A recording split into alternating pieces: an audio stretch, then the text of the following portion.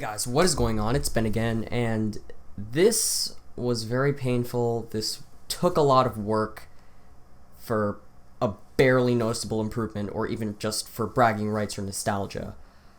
I finally took it upon myself to install, what's right behind me, an SSD into an iMac late 2006 Core 2 Duo 1.83 gigahertz model.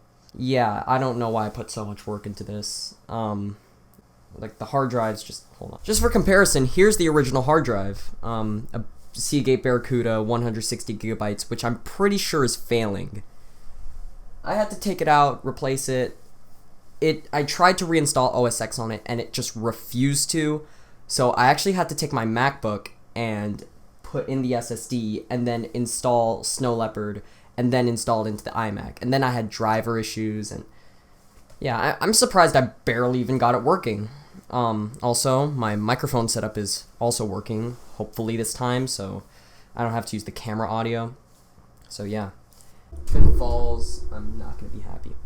So there's not really much behind this other than, again, for bragging rights to show, hey, I can install an SSD into anything.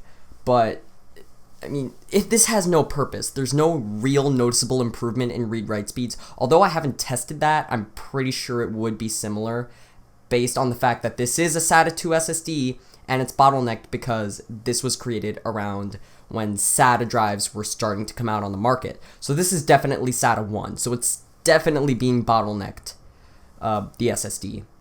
So there's your waste of a SATA 2 SSD. It's not going to be able to reach SATA 2 speeds. So it's pretty much a waste.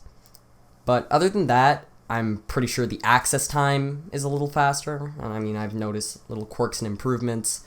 I'm pretty sure the boot up time is faster. I haven't lined it up side by side between the hard drive and the solid state. But again, that hard drive has not seen an OS installed on it ever since it failed. I'm not exactly sure if it failed. I ran, Apple's little first aid thing, and I was, all day I was trying to research, signs of a failing hard drive in OS X, because they don't really show that, other than saying in big red letters, smart status failing.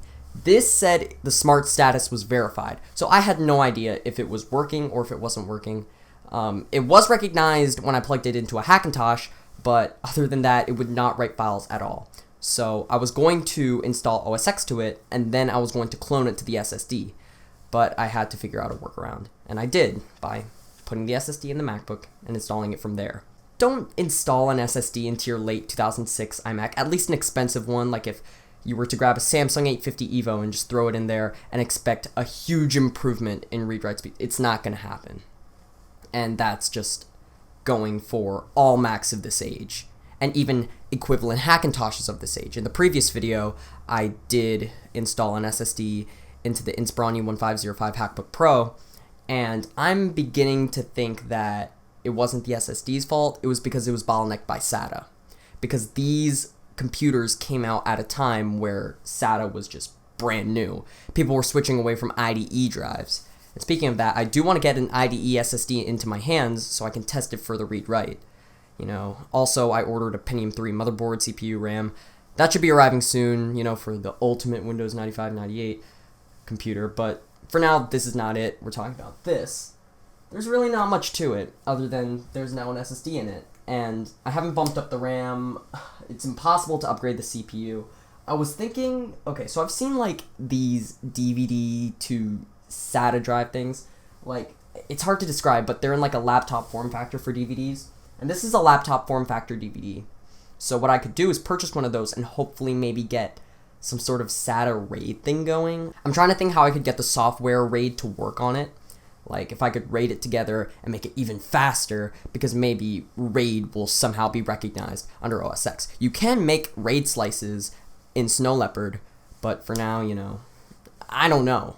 But I feel like I can advance with this project, and I still have, a Windows install to do, but I have no idea how I'm going to do that. I could barely figure out how to install Windows on my MacBook Lake 2008 because you needed a real legitimate Windows 7 installation disk. No matter how many times I tried to burn a DVD, it just wouldn't work. And I'm strongly expecting the same thing with this. I'm assuming it just is not going to boot anything off a USB flash drive or anything that I burn myself. I don't know what it is with these DVDs.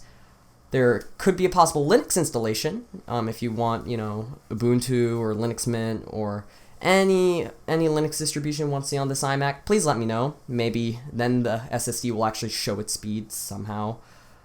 But yeah, that is pretty much it. I just wanted to show off the fact that it's possible to install an SSD into this. There were no real improvements because this is bottlenecked by SATA. But yeah, so that's pretty much it.